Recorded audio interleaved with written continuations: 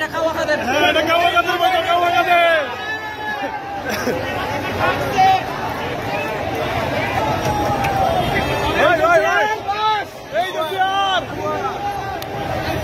গণভবনের চেয়ার কই?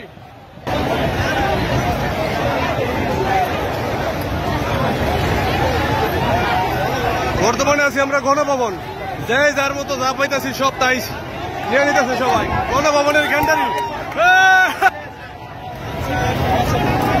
ভাই, গণভবনের গ্যান্ডারি